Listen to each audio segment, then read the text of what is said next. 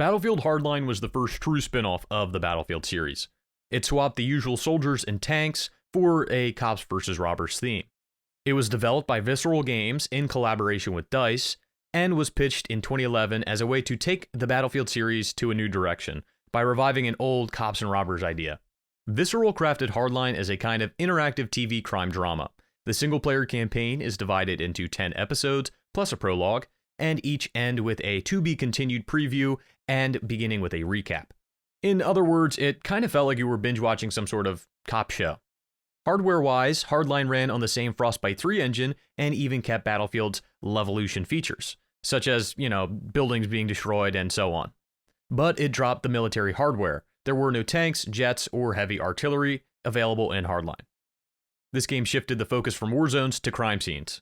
Missions take place in Miami, Los Angeles, rural Florida, and other areas. You play as the undercover cop Nick Mendoza through drug busts, heists, and standoffs.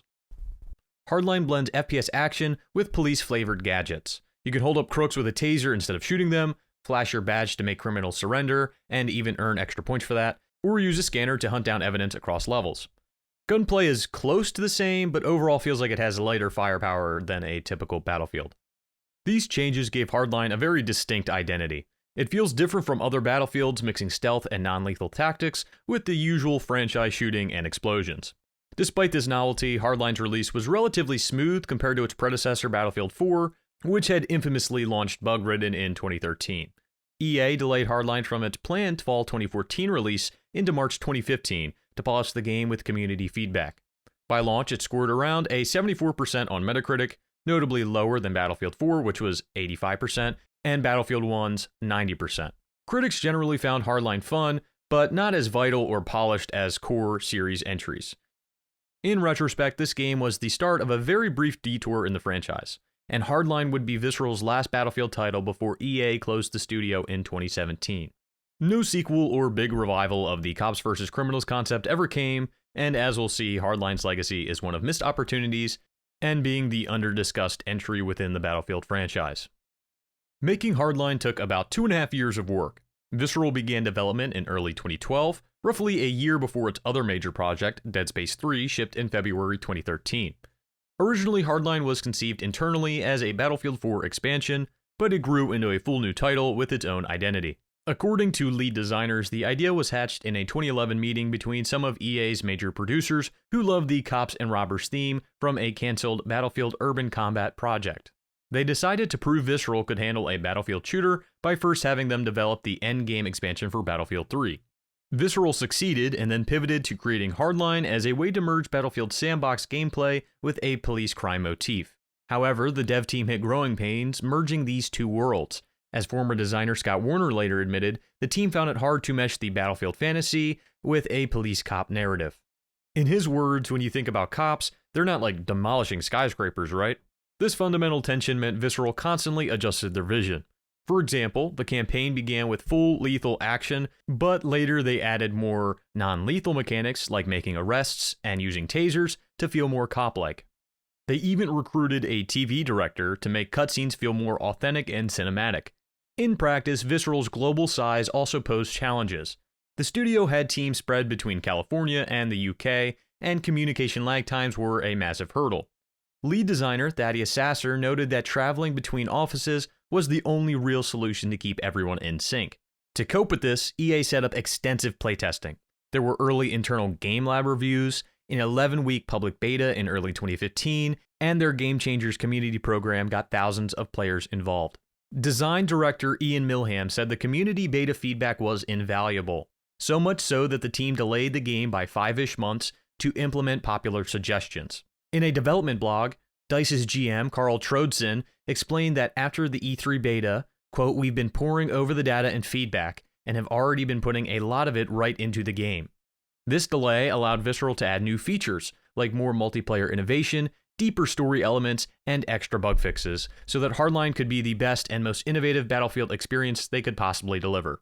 By February 2015, Hardline went gold and launched in March. Its production values were high. It used Frostbite 3 like in Battlefield 4, and even included Battlefield Premium Pass support with multiple story DLCs in 2015 and 2016.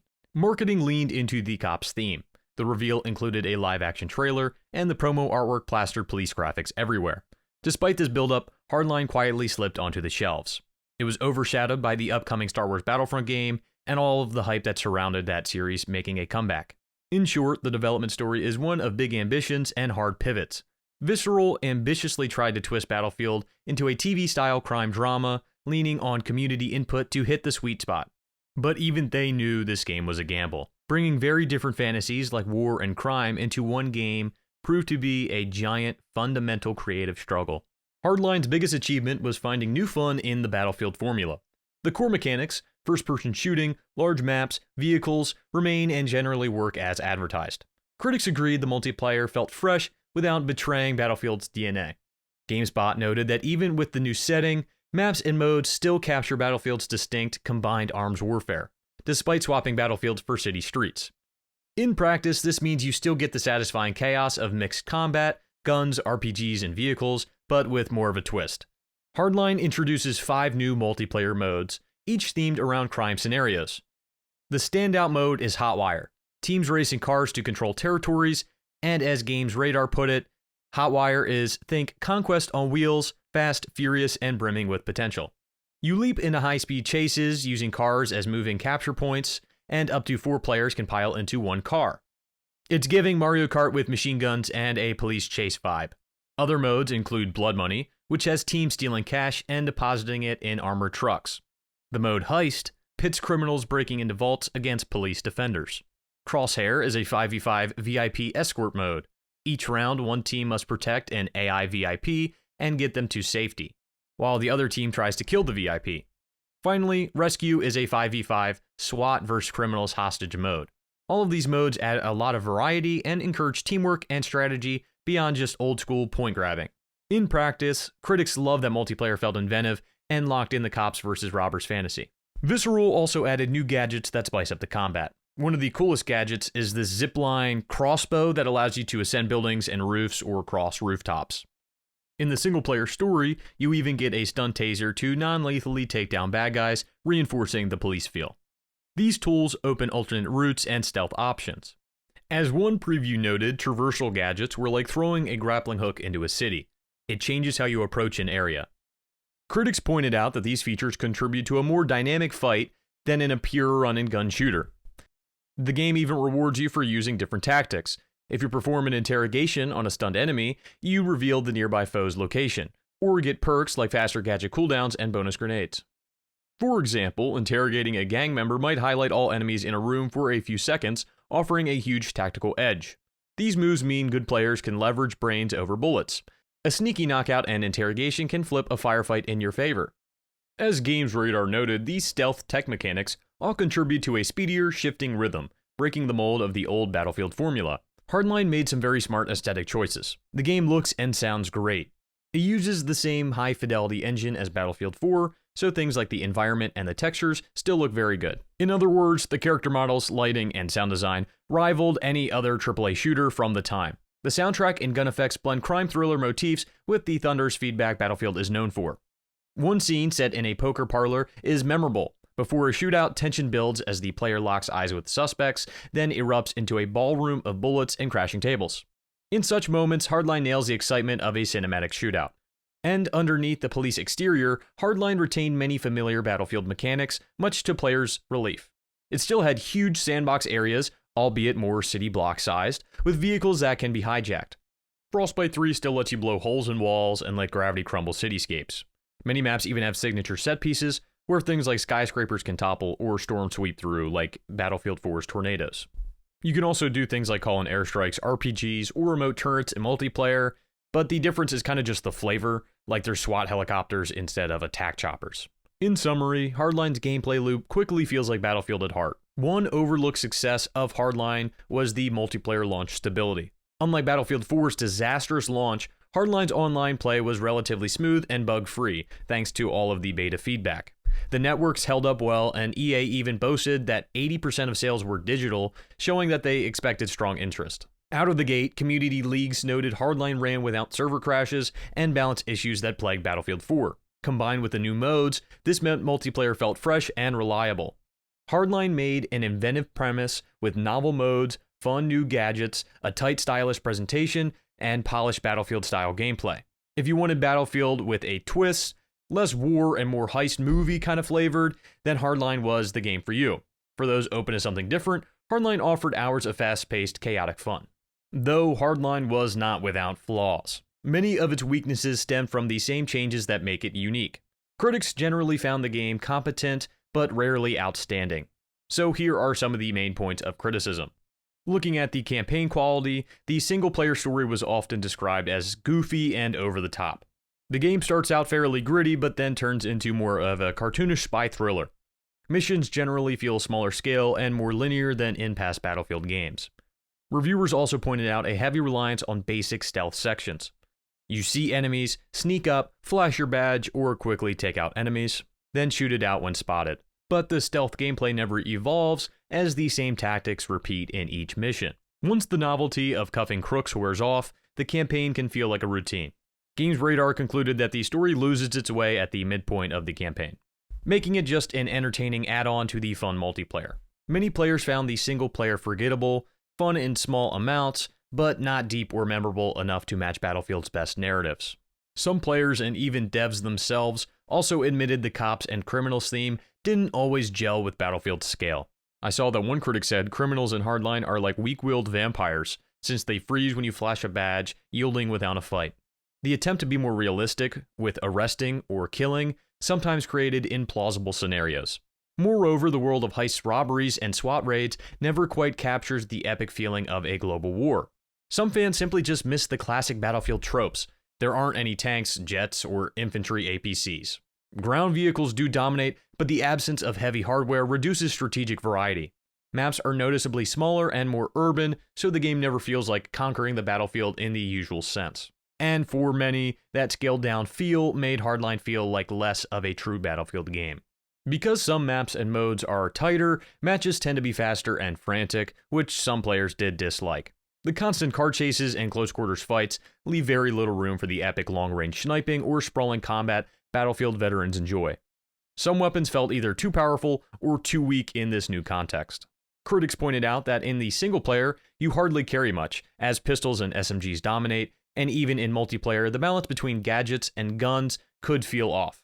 For instance, the ability to quickly incapacitate an enemy with a baton or tase them might turn some firefights into quick stun fests. While many enjoyed this change, others felt it broke immersion or strategy.